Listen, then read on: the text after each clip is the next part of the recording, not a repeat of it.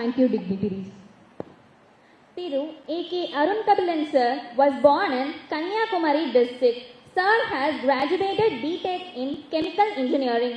Sir joined civil service from 16th December 2019. Sir was appointed as Assistant Superintendent of Police, Theni District and served as Deputy Commissioner of Police, T. Nagar, Greater Chennai Police. Sir is presently serving as Superintendent of Police at Salem. We extended a hearty welcome, sir. Now, I request Thiru A.K. Arunkabilan sir, Superintendent of Police, Salem District, to deliver the inaugural address to the gathering.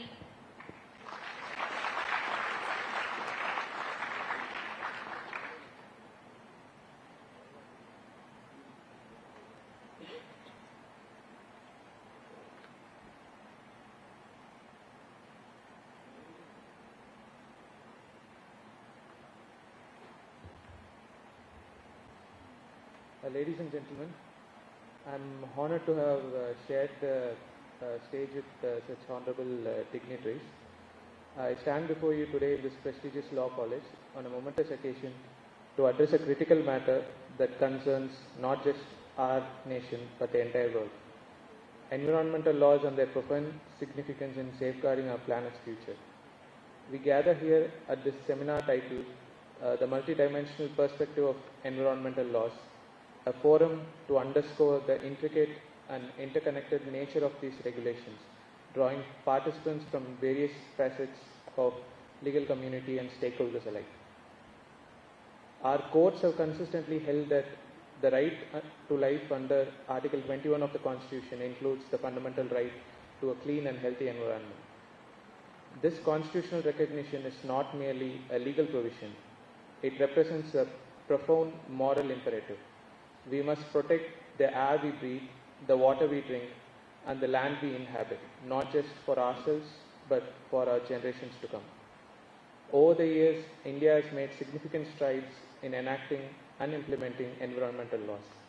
However, the challenges we face today are far greater and more complex.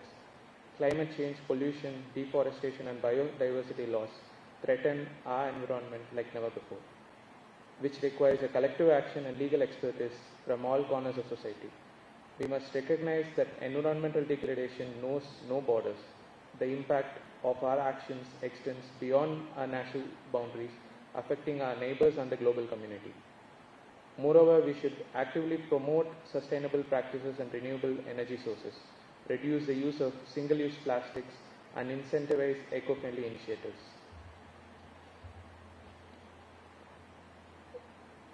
Collaboration with international community is essential in addressing global environmental challenges. In conclusion, the multidimensional perspective of environmental laws is a theme that encapsulates the diverse and interconnected nature of these regulations, a subject matter that is at the heart of legal studies and vital for all stakeholders involved. As legal professionals, you hold the responsibility of ensuring that these laws are not just words on paper but effective tools for protecting our environment, our communities, and our future. Together, through rigorous legal scholarship, advocacy, and collaboration among stakeholders, we can forge a path towards a more sustainable and environmentally conscious world. Thank you, and I wish you all a successful and enlightening seminar. Thank you. Thank you, sir, for your inculcating words.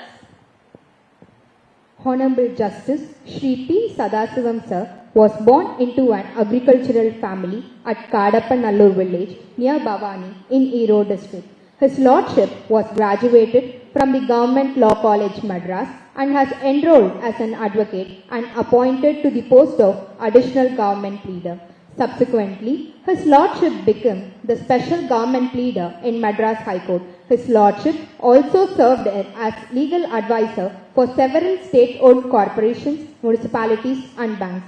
His lordship was appointed a permanent judge of Madras High Court on 8 January 1996 and transferred to Punjab and Haryana High Court in 2007. His lordship was elevated to the post of Judge of Supreme Court on 21st August 2007. His lordship was sworn in as 40th Chief Justice of India on 19 July 2013. His lordship was assumed as office of Governor of Kerala till 2019. His lordship has his credits over several path-breaking judgments, which include Reliance Gas Judgment, 1993 Mumbai Blast Case, Safai Karamchari Andolan vs. Union of India vs. National Federation of Blind, and Nota judgments, etc.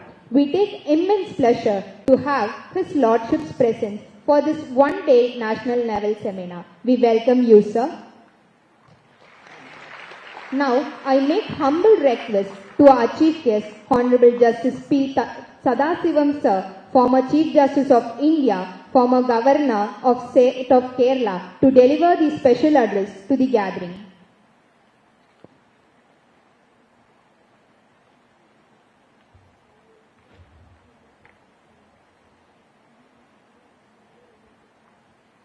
Respected Madam Principal, other professors and staff of this Government Law College, respected Mr. Ganapathy Venkata Subramanian, environmentalist, hero of this function, because he is a specialist, and for the topic, all of us are expecting more from him. Other speakers, I have not noted their names. My lovable students of Government Law College, Salem, friends in media, good morning to all. In this address, I am going to mention three things. Very briefly about my life, maybe some may be useful to some extent to you also. Second address about today's function. We are supposed to concentrate more on today's subject.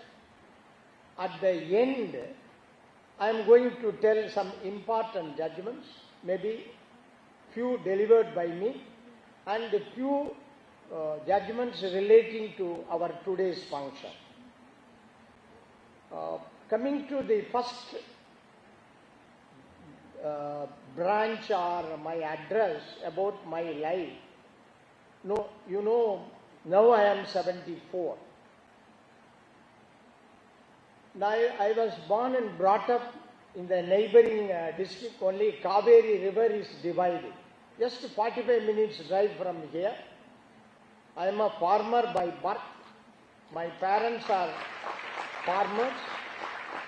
I studied in a government school in Singambete. You know, it's a small area, small village. There government school was there. My wife also studied there in the same school. I studied up to the end of the school, maybe 10th standard or plus 2. Of course, both were attended school by going by cycle. Of course, she comes from different village, no connection at that time. No, what I want to convey is, I studied my school education only in government school, that too in Tamil medium. Kindly make a note. Thereafter, after finishing my pre-university class, that is PUC, I joined the BA Economics 3 years course, then joined the Law College, BL, at the Madras Law College at that in 1970, 73, and I was a student of law. At that time, it was only one college in whole of Tamil Nadu, Madras Law College, Government Law College, situated within the High Court premises. That was the plus point for me. Then, after finishing my earlier career, I was selected and appointed as a government advocate, special government period, and I worked for the government. In fact, I learned several things as a law officer. I had the opportunity to handle types of government cases and I had the opportunity to discuss with Chief Minister, Law Minister frequently and convey the court's view to change their mindset, etc. And at the age of 45 plus, I had the opportunity to be considered for judgeship. At that time, only few persons were appointed directly as a permanent judge. Nowadays, almost all judges were being considered only as additional judge, and after 1 year or 2 years, depending on their performance, they will be made as a permanent judge. That condition was not imposed for me. Then after serving 11 years at Madras High Court, I was transferred to Punjab and Haryana High Court. For both the states, only one High Court at Chandigarh. On the impression or on the understanding that I will be made as a Chief Justice of Punjab and Haryana High Court, I was transferred as number 2 judge there. After 5 months, I received a request from the then Chief Justice of India. He mentioned that, brother, we have decided to elevate you to Supreme Court. Be ready, complete your parted matters. Order may come within 1 or 2 weeks. No, I didn't believe, because normally after serving as Chief Justice of a particular High Court, maybe 6 months, 1 year or 2 years, anyone will be considered for Supreme Court judgeship. Very rarely, only few persons reached Supreme Court directly. Now, I had the opportunity or advantage of going to Supreme Court without serving as a Chief Justice of any High Court. So I joined the Supreme Court. Then after serving 6.5 or 7 years, I was appointed as a 40th Chief Justice of Supreme Court, Chief Justice of India. You know, the present Chief Justice Chandrachud is a 50th Chief Justice. Now I retired 2014 April. Now we are in 2023, not even 10 years. So 10 Chief Justices have gone. The object is, while considering the name for judgeship at Supreme Court, the Supreme Court Collegium, particularly Chief Justice of India, will consider, they want to give representation to almost all the states. I don't know, because now our Superintendent of Police have confined his address very briefly. I can take more time. So I, of course, everything connected with your subject only. Anyhow, I retired as a 40th Chief Justice. Present Chief Justice is 50th. At that time of selection, they normally give representation to each state. I don't know, many of you whether aware or unaware of the person selected from the Tamil Nadu. I don't know, I am not asking any question. But 1950, we became a republic. Immediately Supreme Court was formed, Supreme Court of India. Then from 1950, when I was appointed as a Chief Justice, 40th Chief Justice of India in 2013 middle, no, I was under the impression that I was the second judge from Tamil Nadu to occupy that post. No, that was my impression. Subsequently, that may not be correct. Then, you know, the Chief Justice only being sworn in Rashtrapati Bhavan.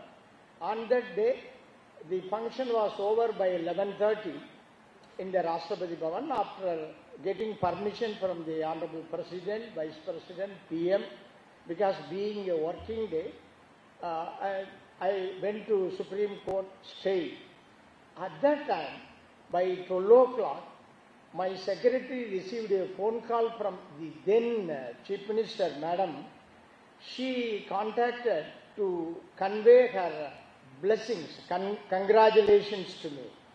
My secretary informed, Madam, our chief has gone to court. As soon as he returned back, we will inform. Then another 5 minutes, my secretary received another phone call from the then Chief Minister, Dr. Kalaignar Avargal. The same reply to him also. Then, being a first day, I spent more time on that day. I returned to my home around 7:30 p.m. in the evening. My secretary apprised me the phone calls. As per protocol, I requested him to give connection to the Chief Minister, Madam. Then she over phone congratulated me. She remembered during when she was a Chief Minister, I was holding the post of Special Government Leader, and my name was recommended. She had the privilege of saying that during my tenure only, sir, you were considered as judge. That is true, madam. I cannot forget. I am thankful to you. So I accepted her blessings. Then I asked my secretary just to find out if former CM Dr. Kalaignar is not inconvenient this time, maybe around 8 o'clock, 8 p.m. I asked him to give connection. He informed me that he is anxious to talk to me. Then he also in his own way blessed me in Tamil. Then he used the word, நீங்க தான் முதல் தமிழன் ஒரு விவசாய குடும்பத்திலிருந்து பின்தங்கிய வகுப்பிலிருந்து இந்த பதவிக்கு தலைமை நீதிபதியாக வந்திருக்கீங்க, என்னுடைய வாழ்த்துக்கள் அப்படின்னாரு. நான் அதோட வச்சிருந்தேன், எனக்கு தெரிஞ்சிருக்காரு. எனக்கு ஒரு சின்ன சந்தேகம், ஐயா ஒரு சின்ன சந்தேகம், லேசாக அவருக்கு கோபமாக கேட்டார், என்ன அப்படின்ட்டு. ஐயா 1950 நம்ம ரிப்பப்ளிக் ஆனோம், சுப்ரீம் கோர்ட் ஃபார்ம் பண்ணாங்க. 1951 பதாஞ்சலி சாஸ்திரிங்கிறவர் தலைமை நீதிபதியாக அப்பாயின்ட் பண்ணி 1 வருஷம் 1 மாதம் நினைக்கிறேன் அவர் இருந்திருக்காரு. அப்படி இருக்கிறபோது நான் 2வது தலைமை நீதிபதி தானே அப்படின்னா, அதுக்கு அவர் 3 காரணம் சொன்னார். இல்லை, அவர் தமிழ்நாட்டை சேர்ந்தவர் இல்லை, சித்தூர் நினைக்கிறேன், ஆந்திர மாநிலம், அந்த ஊரில் பிறந்தவர். 2வது அவர் 1956, இதுதான் ஒரு சட்ட பாயிண்ட். 1956 ஸ்டேட் ரீஆர்கனைசேஷன் ஆக்ட்னு வந்தது, மாநில மறுசீராய்வு சட்டம். அது பிரகாரம் தமிழ்நாட்டுக்கு பார்த்தீங்கன்னா பாலக்காடு டிஸ்ட்ரிக்டே தமிழ்நாடோட தான் இருந்தது, அதெல்லாம் கேரளாவுக்கு போயிடுச்சு பாதி. கன்னியாகுமரியில் சிலது நமக்கு வந்தது, சிலது கேரளாவுக்கு போயிடுச்சு. அந்த மாதிரி இந்த சித்தூருங்கிறது ஆந்திர மாநிலமா, சென்னை மாகாணத்திலிருந்து ஆந்திர மாநிலமா போயிடுச்சு. ஸோ அதுக்கப்புறம் போய் அவனை எப்படி நான் தமிழன்கிறீங்க, நீங்க தான் தமிழ்நாட்டிலிருந்து இந்த பதவிக்கு வந்தவங்க, நீங்க தான், ரொம்ப நன்றிங்கய்யா சொல்லிட்டு போனேன். எனக்கு அது ஒரு பெருமையாக தான் நினைக்கிறேன். ஏன் 73 வருஷம், இப்போ இன்னைக்கு 73 வருஷம் ஆயிருந்து நம்ம சுப்ரீம் கோர்ட் ஃபார்ம் பண்ணி. அதனால எதுக்கு சொல்லணும்னா, நீங்கள்லாம் future judges, future chief justices, அதுக்காக இதை சொல்கிறேன். பக்கமாக நியூஸ் படிச்சிருக்கீங்கன்னு நினைக்கிறேன். ஒரு 3 மந்த்ஸுக்கு முன்னாடி நம்ம ஊரில் இருந்து கோவை மாவட்டத்தை சேர்ந்தவர், கோயம்புத்தூர் லா காலேஜில் படித்தவர் தான், பேர் மறந்துட்டேன், விஸ்வநாதன், ஜஸ்டிஸ் கேவி விஸ்வநாதன். அவர் பிஎல் கோயம்புத்தூர், பொள்ளாச்சிக்காரர் சொந்த ஊர், பிஎல் கோயம்புத்தூரில் படிச்சுட்டு சுப்ரீம் கோர்ட் டெல்லியிலே செட்டில் ஆகிட்டார். சுப்ரீம் கோர்ட்டில் தான் ப்ராக்டிஸ் பண்ணார். நான் சீஃபாக நான் ஜட்ஜாக இருக்கிறபோது அவர் அட்வொகேட்டை என்கிட்டயே ஆர்கியூ பண்ணியிருக்காரு. அவரை இப்போ நீதிபதியாக அப்பாயின்ட் பண்ணியிருக்காங்க. He is going to be a next Chief Justice in 2030 from Tamil Nadu. 2030 தலைமை நீதிபதி ஆகக்கூடிய ஒரு சந்தர்ப்பம் இருக்கு. ஃபார்ச்சுனேட்டாக சுப்ரீம் கோர்ட்டில் அந்த சீனியாரிட்டி பிரகாரம் தான் ப்ரொமோஷன் இருக்கும். இது சுருக்கமாக என்னுடைய இதை பற்றி சொல்லிட்டேன். அடுத்தது இன்னைக்கு உள்ள சப்ஜெக்ட் பேசுவோம். தென் சுப்ரீம் கோர்ட் ஜட்ஜ்மெண்ட்டை பற்றி நிறைய நான் சொல்கிறேன். It is my utmost pleasure to address this gathering, that is law students. After retirement, normally I prefer to participate in the select court functions, advocates, judicial officers. அதுக்கப்புறம் இந்த மாதிரி கான்வகேஷன்ஸ், அதாவது graduation day convocation, then 1 or 2 functions like this. மற்றபடி நான் முடிஞ்சு வரணும் ஃபங்க்ஷன்ஸை குறைச்சிட்டேன். ஏன்னா இன்னைக்கு தேதியில் வந்து ஒரு ஆர்டினரி ஃபார்மர், விவசாயம் தான் பண்ணிட்டு இருக்கேன் என் வில்லேஜில். Law colleges must endeavor to create lawyers who are professionally competent and socially fruitful. In the contemporary day, it is not sufficient for the students to successfully perform only at the bar. Bar means court or lawyers association bar, court and bench.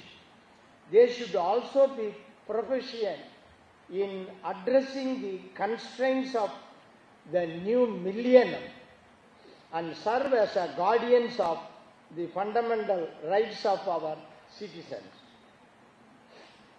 The duty of a college, any college,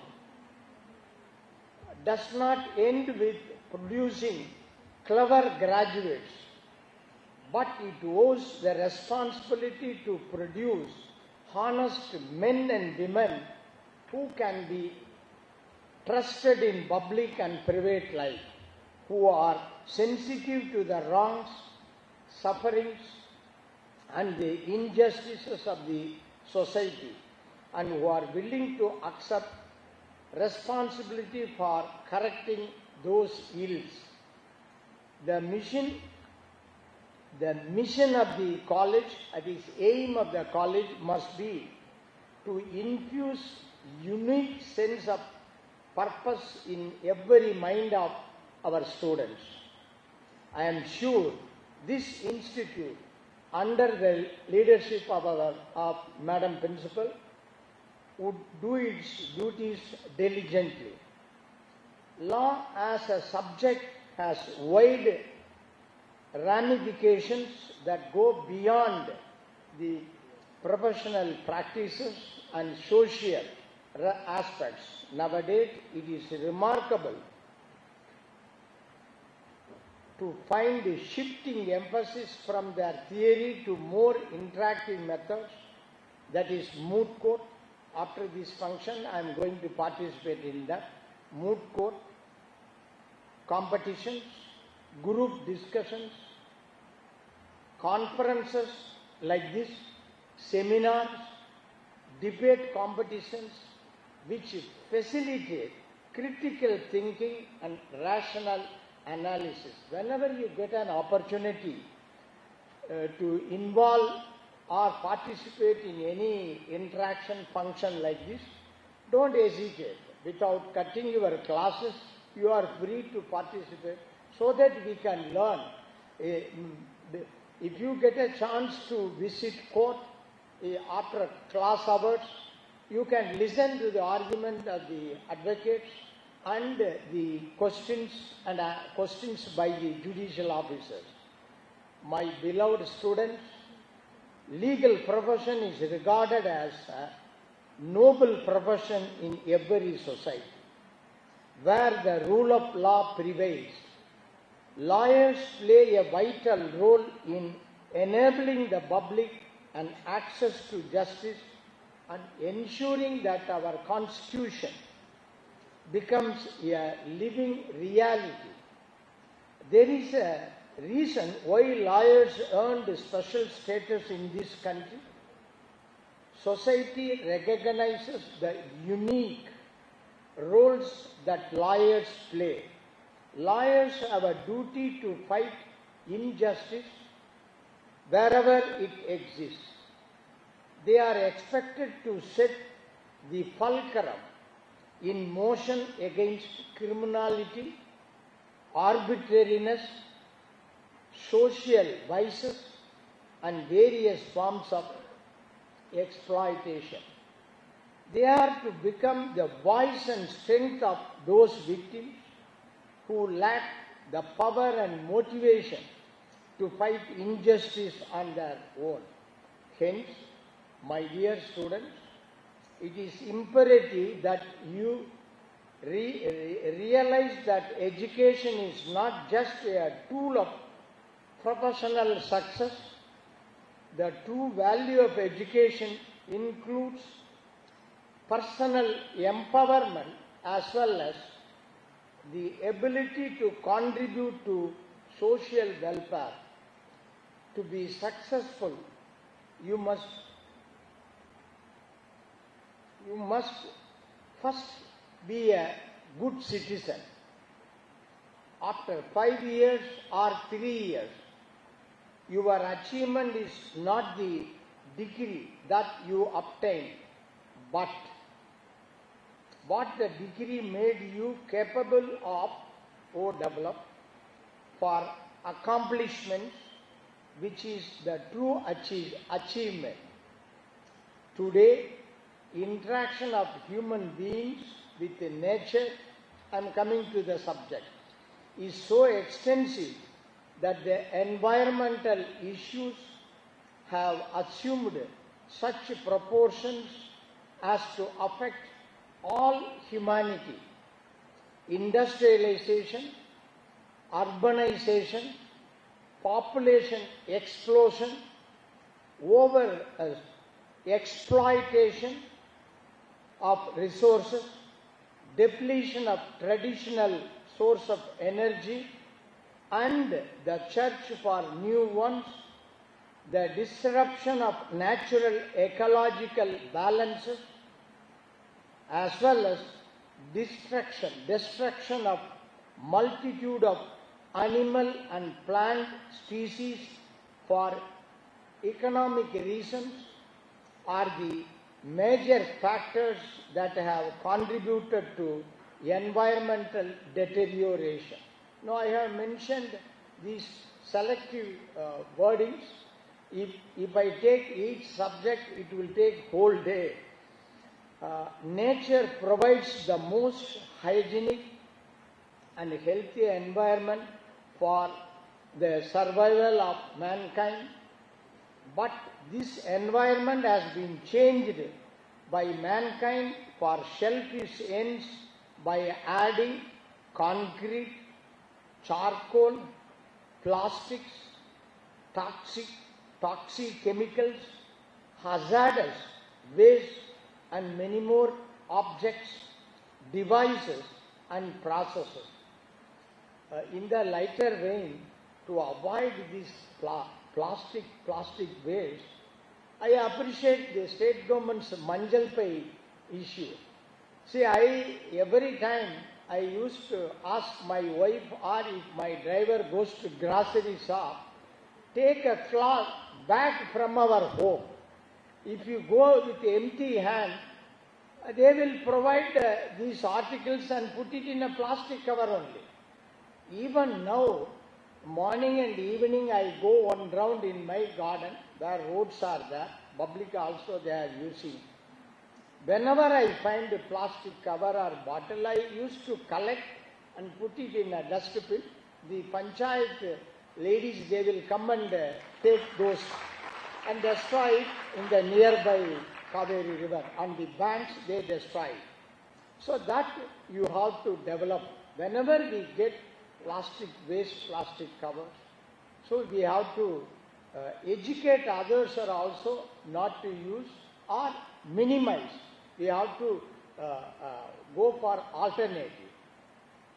The industrial revolution, which brought enormous comforts to mankind, also responsible for manifold miseries and disadvantages to it. The process of industrialization, which aimed at mass production of goods of better quality to fulfill our human needs, is also polluting the environment, and now it is fast assuming menacing proportions. In India, as elsewhere in the world, almost the metropolitan as well as big cities, as well as elsewhere in the world, almost the metropolitan as well as other big cities affected with this problem. Most of the available water in our country is polluted. The pollution of air is also on the rise at an alarmingly high rate. The polluted environment is affecting human health, causing deadly diseases and reducing our lifespan.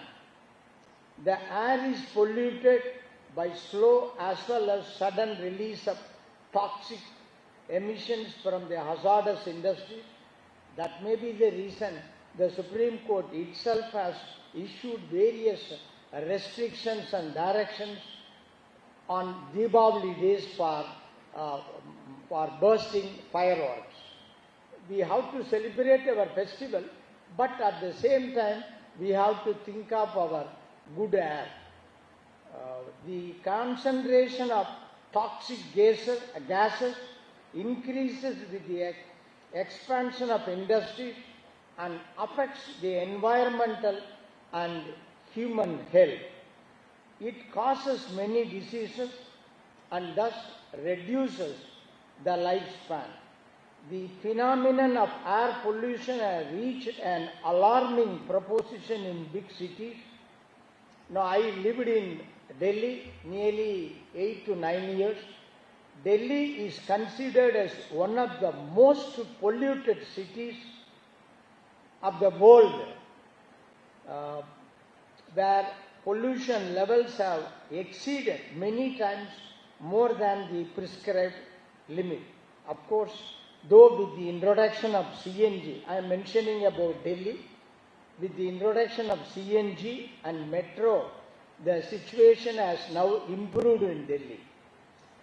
As every industrial activity causes some kind of environmental pollution, we cannot claim so much purity of environment as can be expected in a free industrial society. However, at present, we are facing problem of fast deterioration of environmental quality due to sizable pollution from hazardous industries, which cause enormous human health hazards. As industrial growth is essential. See, we need growth in industry, but at the same time, those industries have to protect our life also. There are several methods. You may not have that. In the neighboring district, Perundurai, we have an industrial complex. The government have introduced several safeguards. If every entrepreneur, every employer strictly follows, we may not get the waste to Kaveri or other river, so we can get a good water and good environment. It depends upon our use.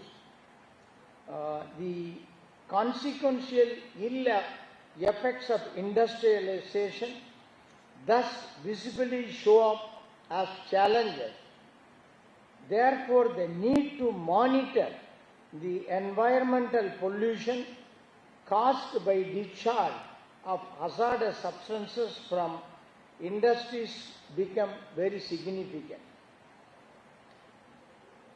Indian Constitution. Now I am coming to the provisions in the Indian Constitution relating to our today's subject.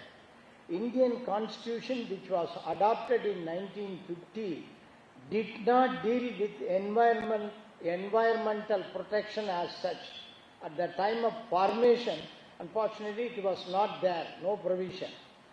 The environmental movement in India has its genesis in the United Nations Conference on Human Environmental held at Stockholm in June 1972 to draw the world's attention towards universal problem of environmental pollution.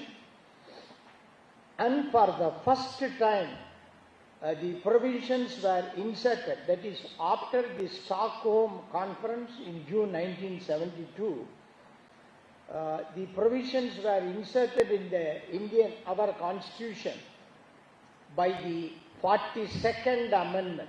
42nd Amendment. When you finish up your law course, when you go for an interview, in almost in all such thing, they will ask about this question. 42nd Amendment in 1976 with regard to preservation of the environment throughout the country. Thus, by responding to the international call, the Indian Constitution perhaps became the first constitution in the world to attempt to secure the protection of the fragile environment. It laid down the basic foundation for environmental legislations in the directive principles of state policy. When I get another opportunity, I will explain the fundamental rights, fundamental duties, directive principles. When you read the Constitution, these three topics are important.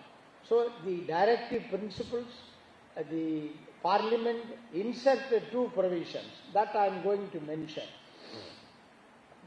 The new dimension to state responsibility by obligating the state to protect and improve the environment for the good of the society as a whole has been introduced in the Constitution of India. One of the directive principles added, several directive principles are there. One is added by the 42nd Amendment in 1976 with the effect from 3/1/1977. See, after this date only, our Constitution has provided the environmental protection, which provides for the protection of improvement of public health as one of the primary duties of the state. Article 48 capital A. Article 48 capital A of the Indian Constitution says, I quote, state shall, the word is shall, the state shall endeavor to protect and improve the environment and to safeguard the forest and wildlife of our country, unquote. Therefore, it enables this provision, 48A, mandates or enables the state not only to adopt a protective measure but also to call for taking suitable steps for improving an already polluted environment. It is thus within the duties and powers of the state to impose restrictions on the use of those resources and factors which adversely affect our life and its development. State is also obliged to direct its policy towards control of material resources of the community to subserve the common good. Directive principles obligate the state to improve the quality of human life by controlling exploitation of natural resources and protecting environment. The responsibility for abatement of pollution, protection of environment is not a duty of state alone. It is an obligation of every citizen, including you and myself, so that an individual may not overlook his duties to our community in exercise of his fundamental rights or commit wanton destruction of natural environment. The duty which a citizen owes is specified in Article 51 capital A, G of the Constitution of India. I am mentioning fundamental duties. When you read the Constitution, first is fundamental rights, then fundamental duties, then directive principles. So 51AG of the Constitution of India, it speaks that every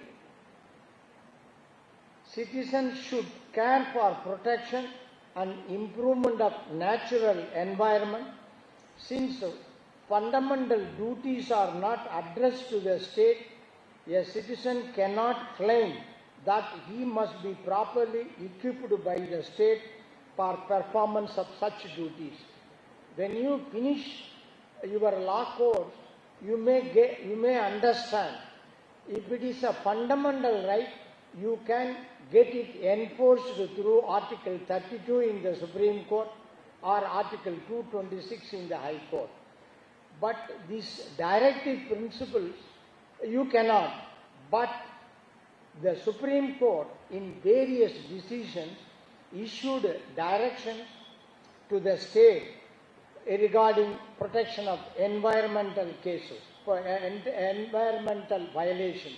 You know, the law declared by the Supreme Court or decision passed by the Supreme Court is a law of the country.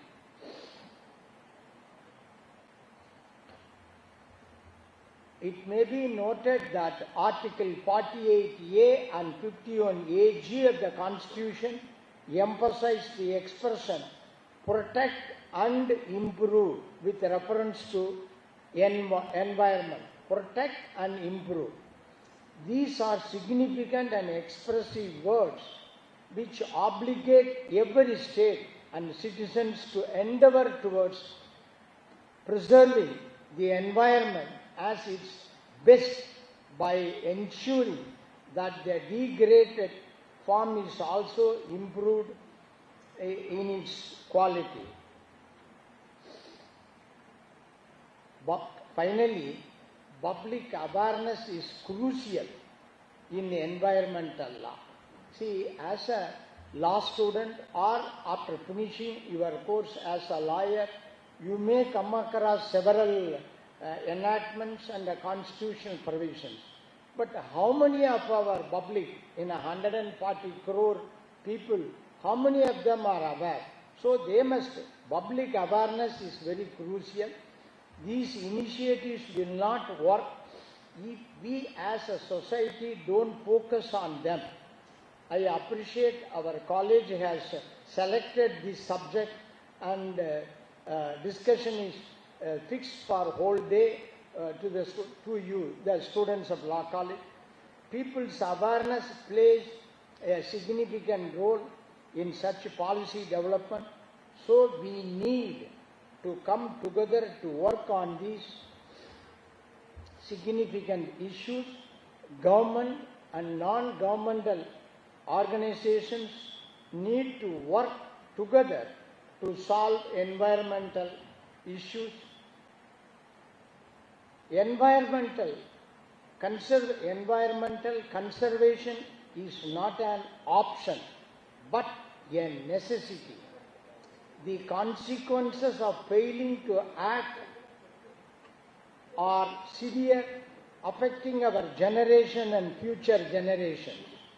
We must recognize the environment is a shared heritage and its preservation is collective responsibility.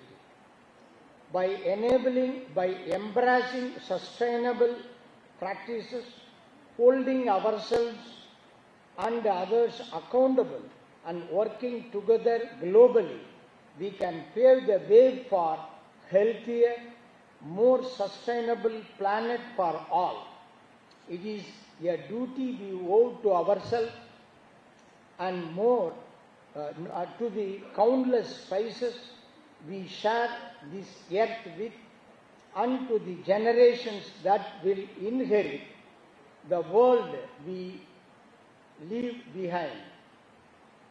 Indian judiciary has done through PIL, public interest litigation, but nowadays anyone can file a PIL in the Supreme Court under Article 32.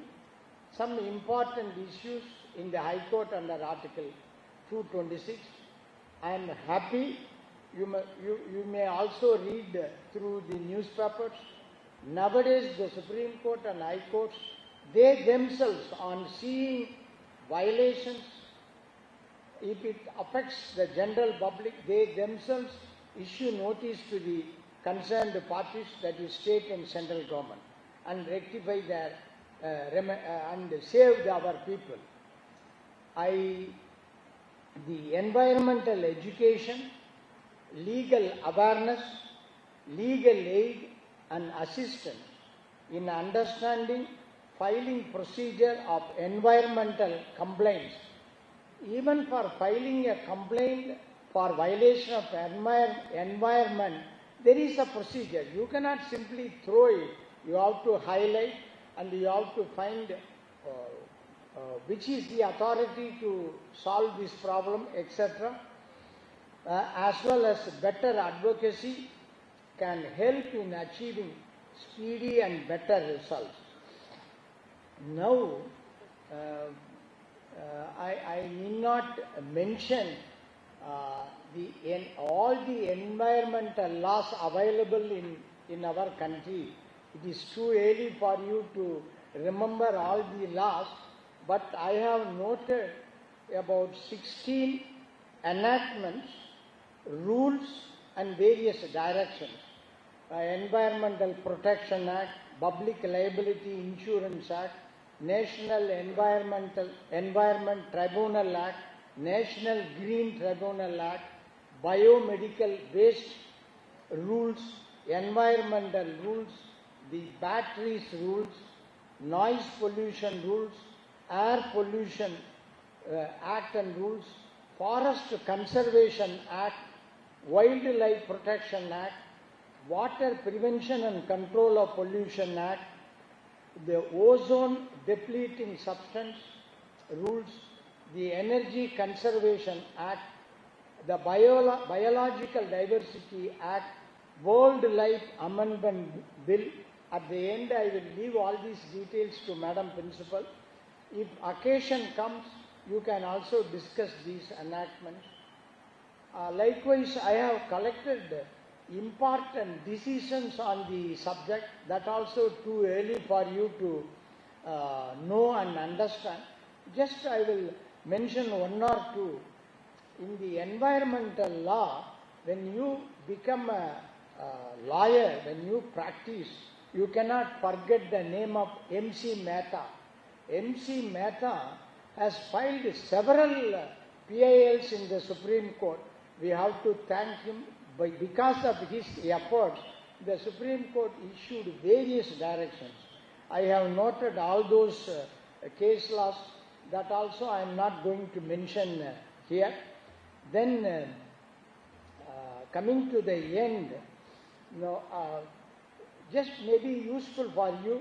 Of course, Madam Principal herself has mentioned some of the important decisions. Though I had an opportunity to render thousands of decisions, I can mention few, maybe useful for you. For example, earlier speaker, Madam also mentioned this Bombay first blast case. In Bombay, unfortunately, 2 blasts took place. It is not a credit for us, that's why I am using unfortunately. I am mentioning first blast. More than 200 people were died.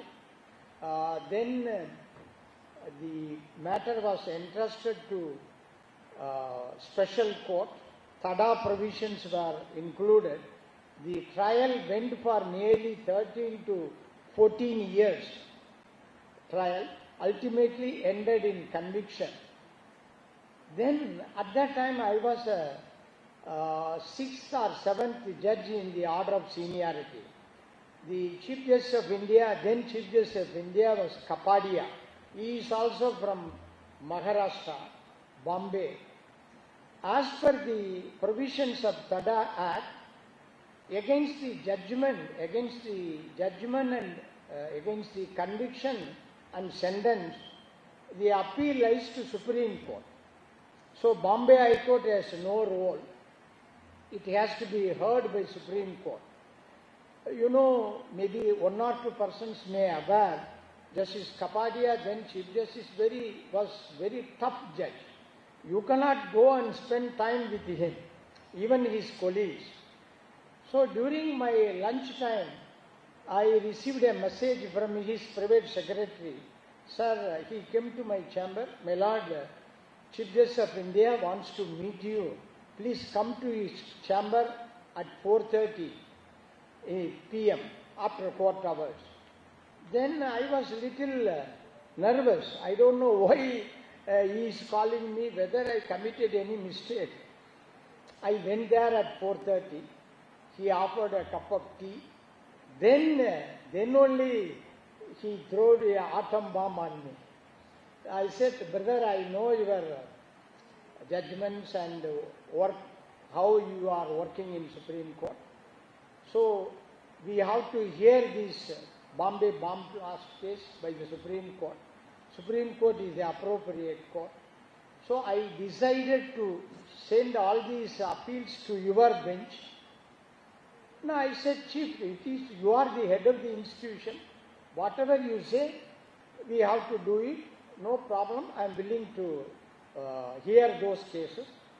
Then I had the privilege, he mentioned, brother, though the constitution of benches means forming 2, 3, 5 likewise. That is the work of a Chief Justice.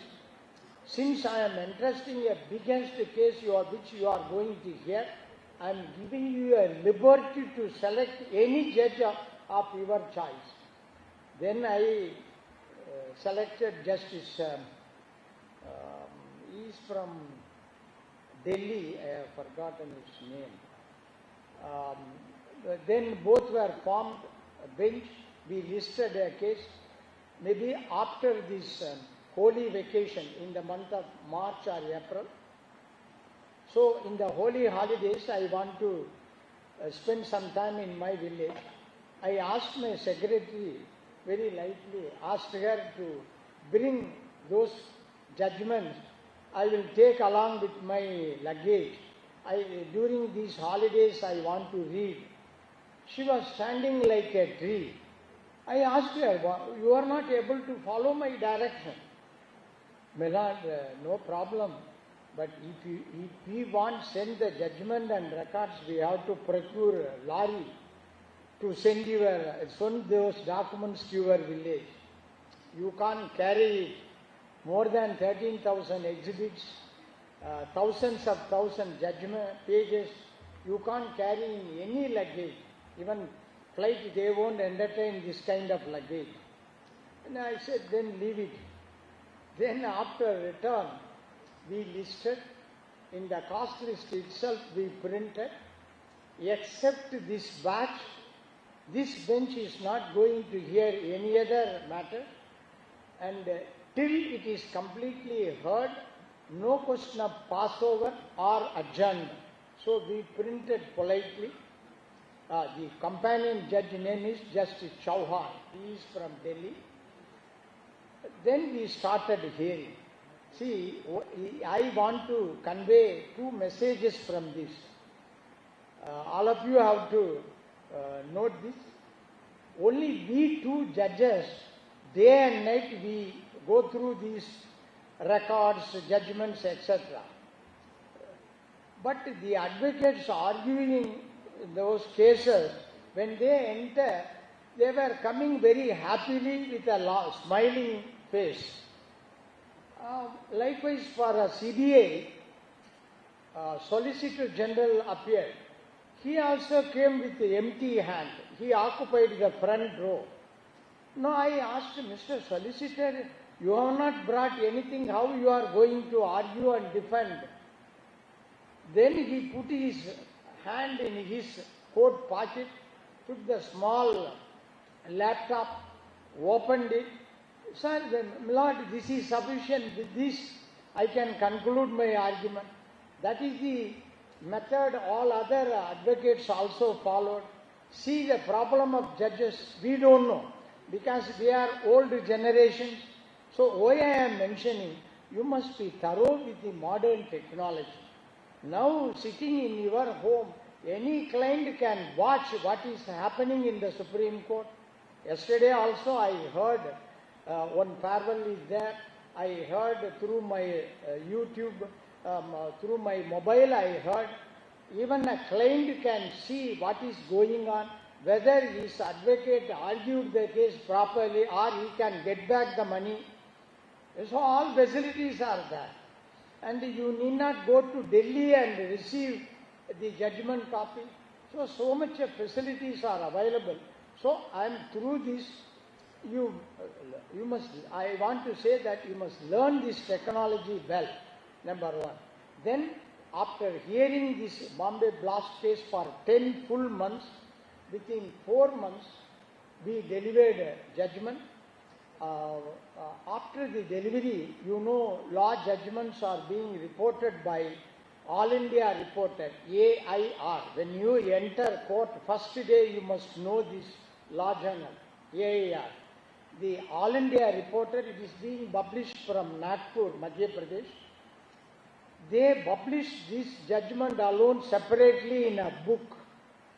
Then in the wrapper, a largest case heard, the biggest case ever heard by Supreme Court, and judgment by Justice P. Sadasivam and Justice P.S. Jauhan.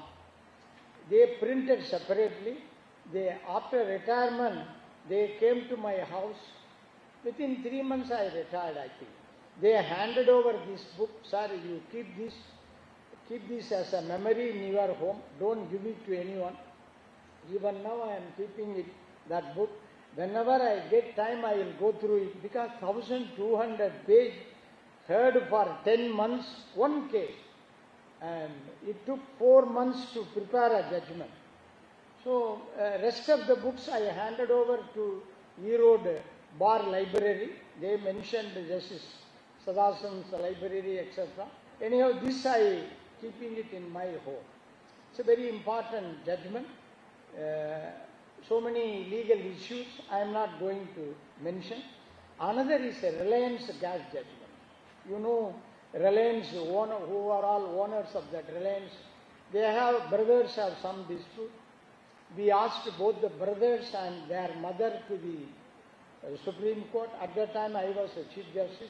They were seated in the front row. Then by negotiation we settled. Only in that judgment we made an observation that we have a well-established public sector undertakings like ONGC, Coal India, likewise.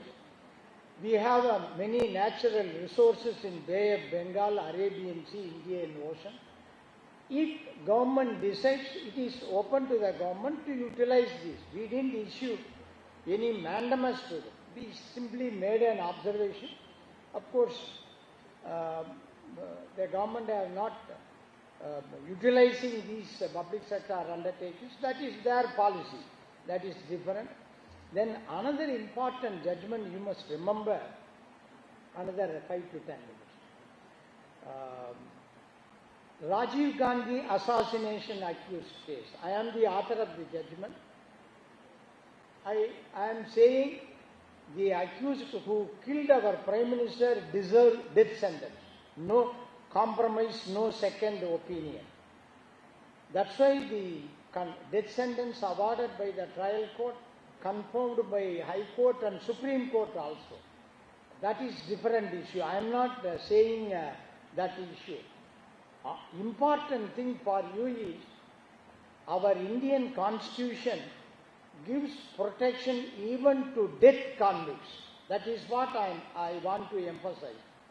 So even these death convicts, before their execution, and அவங்கள மரணத்தை ஏற்படுத்துறதுக்கு முன்னாடி, they have a right to make a mercy petition, கருணை மனு, to Governor and President of India. All these 7 accused persons, convicted persons, after confirmation of death sentence by the Supreme Court, they made a representation, mercy petition to the Home Ministry, Government of India. Unfortunately, that Home Ministry we kept these petitions for several years, 7 to 8 years. Then all of them filed a PIL that came up before me. Myself and three judges bench, two more judges. We issued a notice to the Attorney General and the Government of India. On behalf of Home Ministry, they came and informed, Milord, the incident took place southern part of Tamil Nadu, and thousands of records. We have to collect all these materials, and that is the reason it took little delay. Now I said, no, it took place at Sri Perumbudur, 40 or 50 kilometers from Chennai. From Chennai to daily 6 or 5 flights. It can reach on the same day. Or even if you put all these records in a container or lorry, it will reach Delhi within a week. Why 7 years or 8 years? Any other explanation? They said only this explanation. So we refer to, our India is a party to UN conventions, several international conventions. We are a member of UNO. There are a number of well-established conventions which also gives several rights to death convicts. Then we refer to our Indian Constitution. Mentioning all these things, we said, in the absence of proper acceptable explanation and in the light of these conventions and Indian constitutional provisions, even a death convicts are entitled effective remedy. So we said it may not be proper or justified to execute at that stage. At that time they were in jail for 24 years. So we converted death sentence into life sentence. You know, life means after 14 years, every convict can make a representation to the appropriate government for early release. So we made an observation. If their conduct and behavior is good, it is open to them to make a proper application. After 6 or 7 years, now ultimately maybe 1 year back, based on this judgment, now maybe subsequent directions by the Supreme Court, all of them have been now released. They served nearly 31 years in the prison.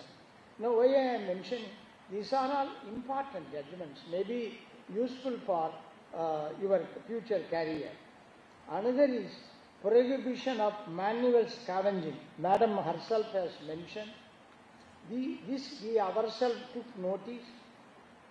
Many persons, after opening the manhole, they go into the drainage chamber, and because of bad, gas or poisonous gas, within few minutes they die. Why should, when we claim that we are very well developed, so from that moment we banned manual scavenging all over India and directed all the state governments and Union of India to find a solution, machine. And we said, whoever, if anyone dies due to manual scavenging, his family is entitled to 10 lakhs as compensation. And we issued various other directions.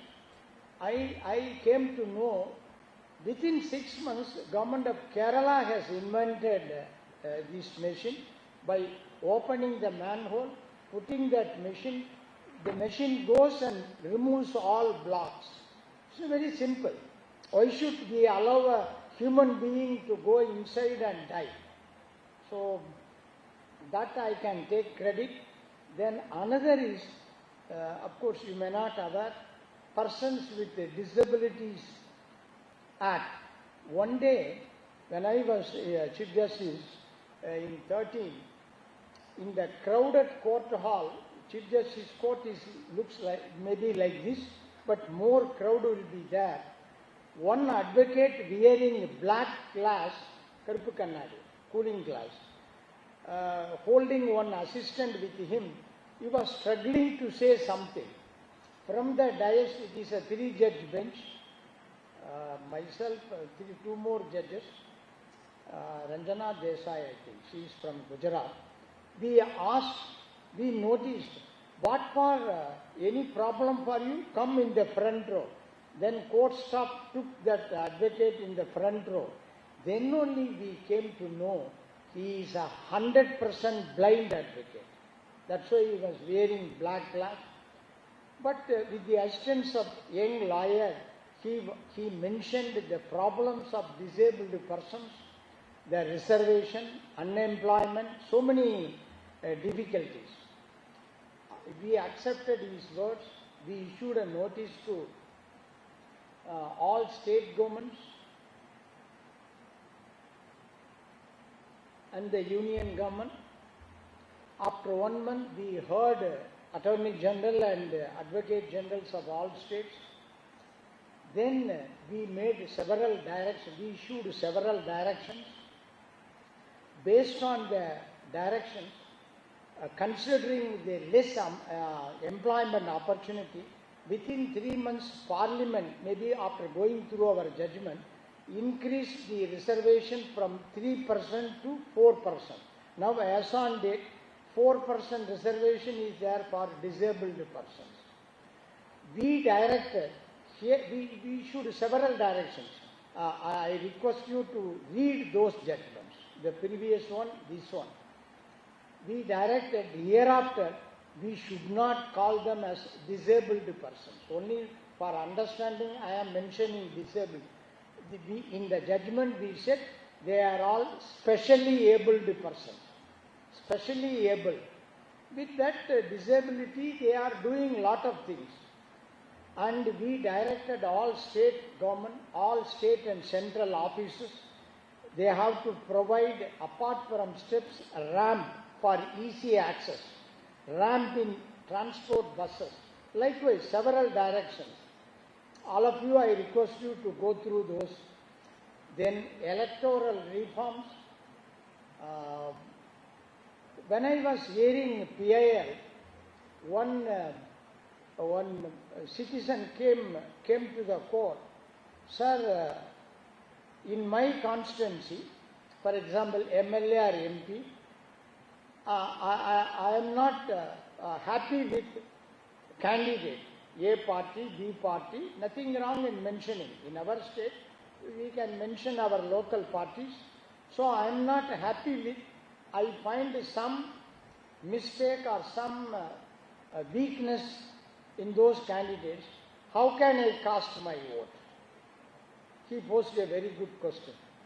Then we summoned the then Chief Election Commissioner to the court with an electronic machine. On his suggestion and after hearing the arguments of many senior lawyers, we directed for fixing nota at the end, NOTTA. If anyone touches that last button, nota, it conveys a message that I am not happy with any of the candidates. It may be a message to the political parties. If more number of nota votes, so next time they may select a good people. Maybe that understanding. Another person, after some time, came to my, sir, I casted this, I touched this button. I don't know whether my vote has gone to correct person or not. Tamil cinema la vadivel kepara. Na pota vote correct pocha illa pocket la potumane edo padathala ketta. And the mari. It's a very interesting question. Again we summoned Chief Election Commissioner. I remember Mr. Krishnamurthy from Tamil Nadu was the Chief Election Commissioner. He suggested a very good method. Sir, apart from this voter machine, we can keep small another machine. By putting a button, anyone puts a button, immediately a small slip will emerge.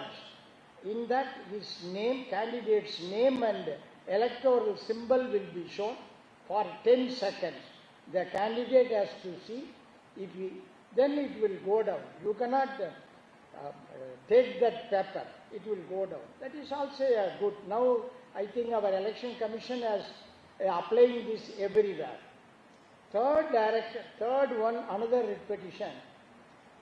Our candidates, very curiously, before the election, they transfer their immovable, movable properties to their family members. So, knowing this, we issued a positive direction. In the electoral form, nomination form, they have to mention their own movable, immovable, plus properties standing in the name of his wife, plus unmarried children. So that everyone can understand his background, whether he is a wealthier man or a poor man.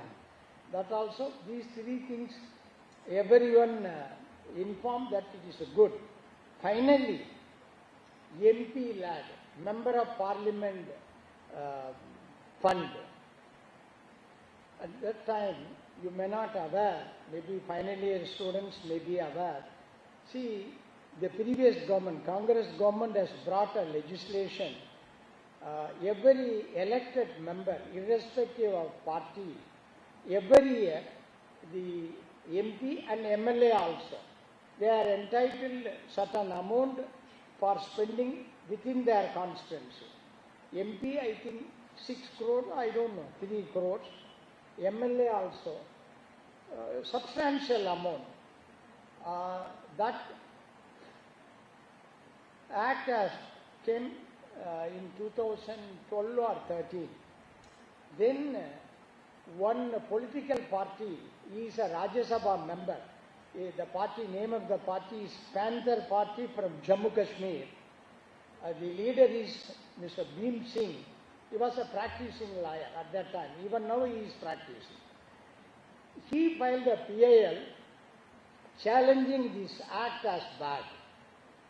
He engaged Mr. K.K. Venugopal, then Attorney General, as his lawyer. That came up before the bench headed by Justice K.G. Balakrishnan, then Chief Justice. Now I was his companion judge. While hearing the matter, I conveyed to him, sir, it is going to be an important issue, the court versus elected people.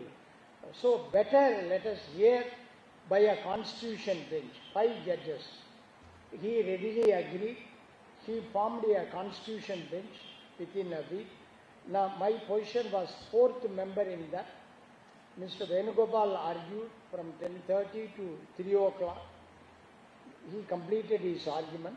Then 3 o'clock to 4:30 or 4, Attorney General argued. Then judgment reserved. The practice in the Supreme Court is certain important matters. All the judges have to go to senior judges' chamber. Over tea, we discuss, express our views.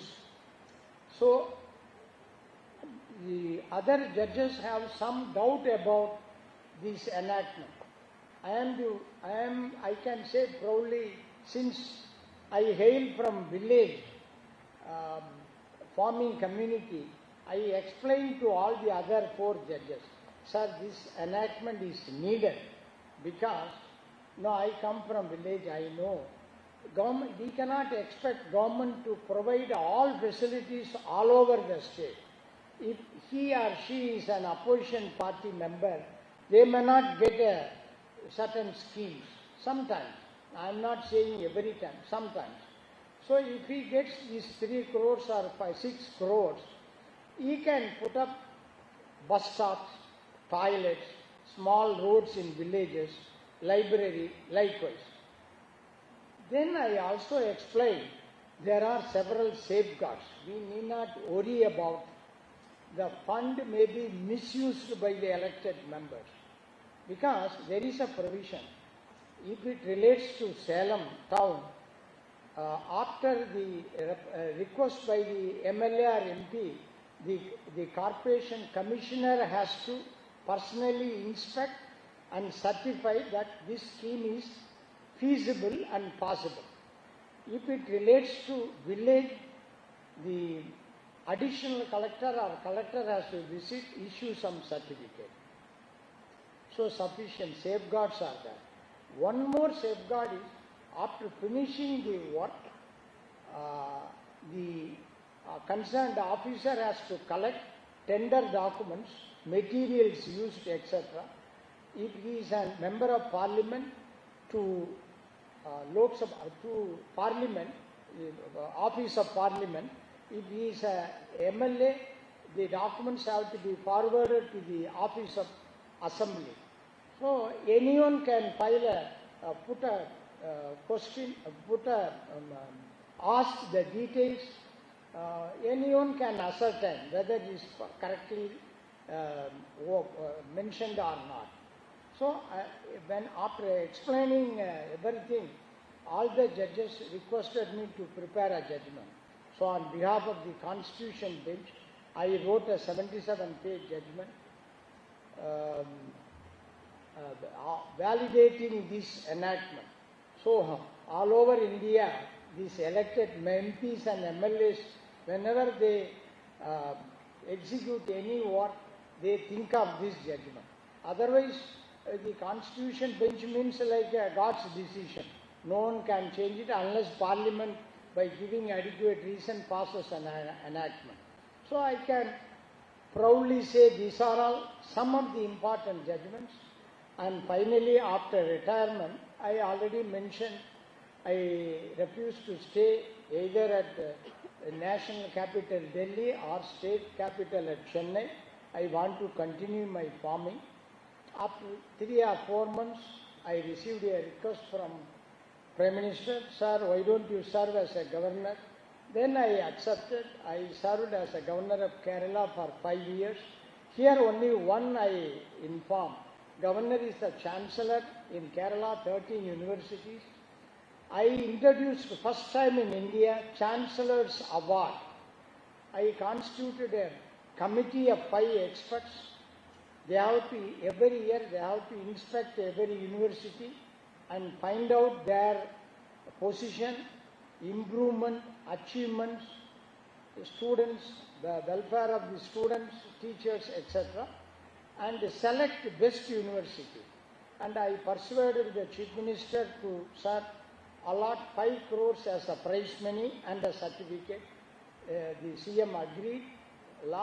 5 years, every year the committee select a best university and the Chief Minister and myself organize a stadium and hand over this award and memento. The purpose is to make all the colleges and universities more competitive in all aspects. Only for that. Actually, in the Governor's Conference, the then President of India and the present Prime Minister, knowing this, mentioned to other governors also, if possible, follow this system in your states also. I don't know whether others are following. So with this, I conclude my address by thanking respected Principal Madam, all other faculty members, and finally Gayatri, final year student. She also came to my village. I know she is here, along with Madam Principal, for giving me this opportunity to address and interact with law students of Government Law College, Salem. Thank you. Jai Hind.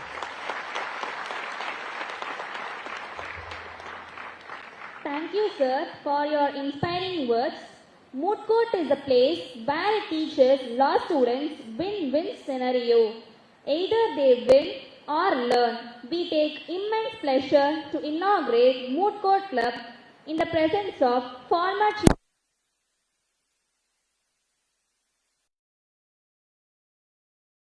I request our cherished Chief Guest, Honorable Justice Puthiya Thalaimurai sir, former Chief Justice of India and former Governor, State of Kerala, to release the logo and its constitution to the gathering. Please.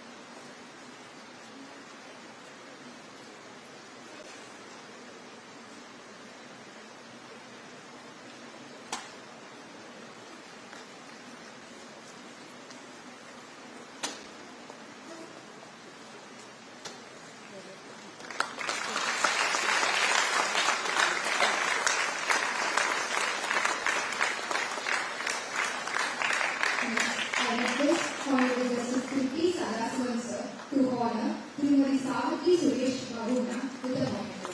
We request him to be present on the dais.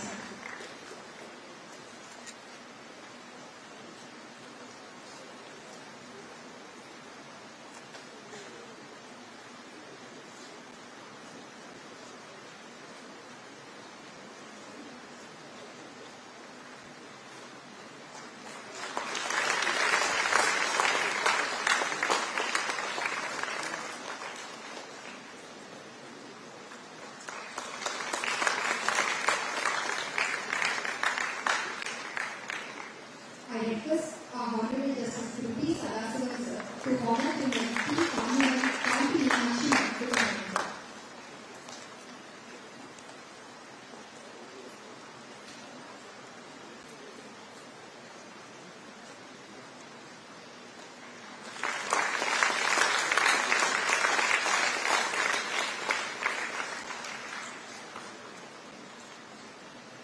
Now I request our Professor N. Meenakshi Sundaram sir to honor the Kollywood MD of Golden Kundai with a show.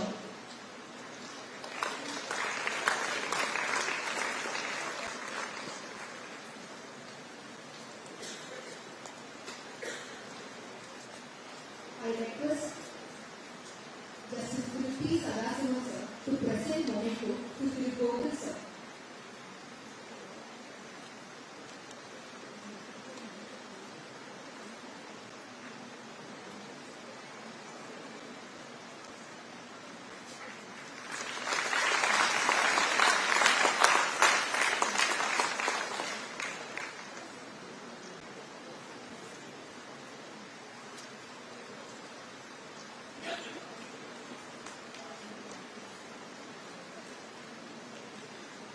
Now I request Honorable Justice P. Salasivam sir and A.K. Arunkavan sir to honor our faculty members. Srimati Dr. S. Durgalakshmi ma'am with the monitor.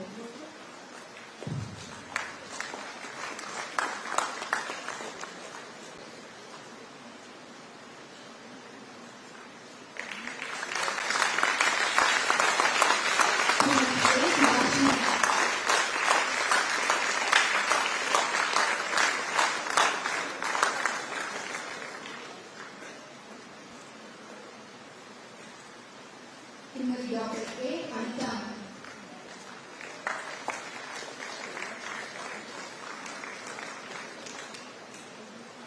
Srimati N. Meenakshi Sundaram sir.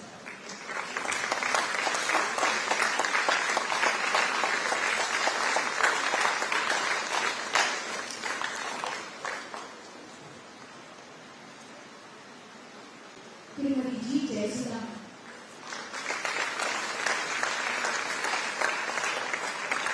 Now we request Honorable Justice P. Salasivam sir and A.K. Arunkavan sir to honor our guest faculty members.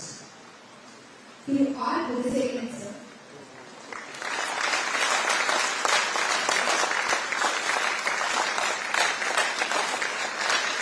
D. Subramanian sir. M. Anbarayan sir.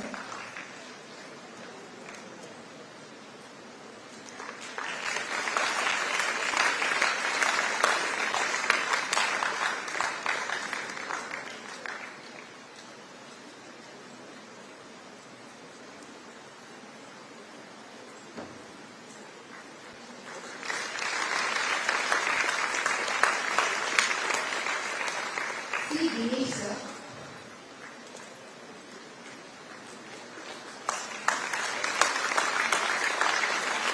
Srimati S. Kasarani.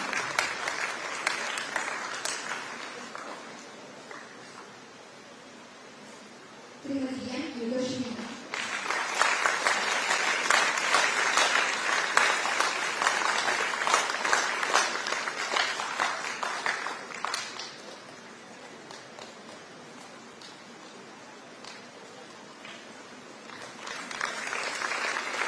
Through R. Balavani sir.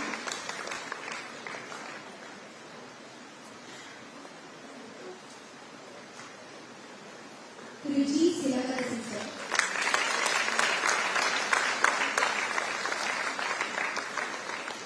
Through J. Vito sir.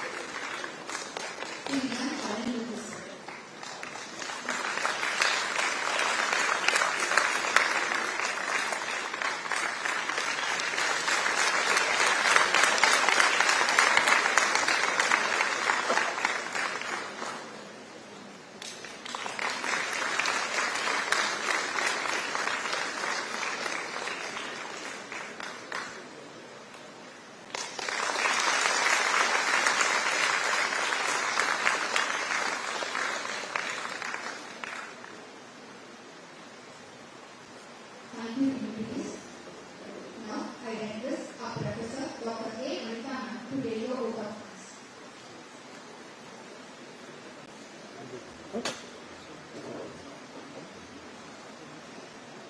Respected Lordship, President Sir, Superintendent of Police, Arun Sir, Salem District, respected Principal Ma'am, I take this opportunity as a great privilege to deliver this vote of thanks in the August gathering. So, firstly, I convey my thanks on behalf of the Directorate of Legal Studies and our Principal Ma'am and the Government Local in Salem. Thank you, sir, the Lordship, to share this knowledge and experience with our students. Definitely, this would be a great experience for our students and great inspiration to us. Thank you so much, sir. And secondly, I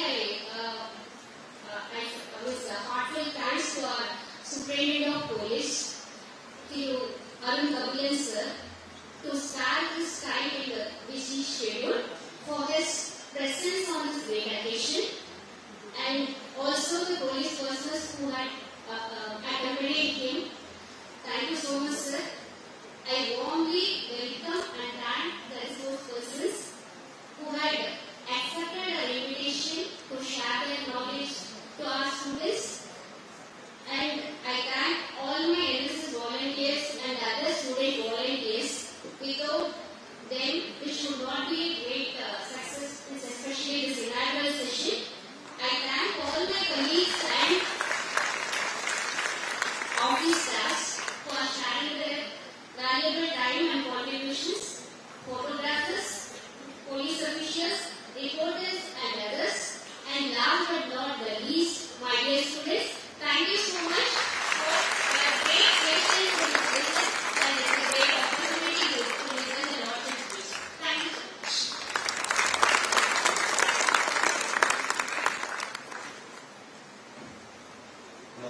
Now may I request Naveen Kumar, third LLB, to present the exit speech of Honorable Justice Puthiya Thalaimurai.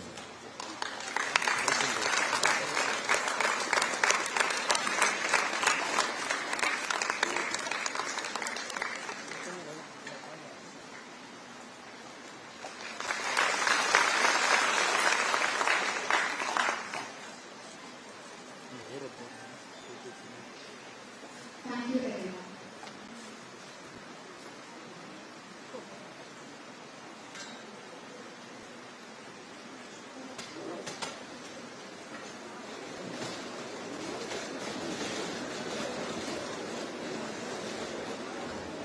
Students,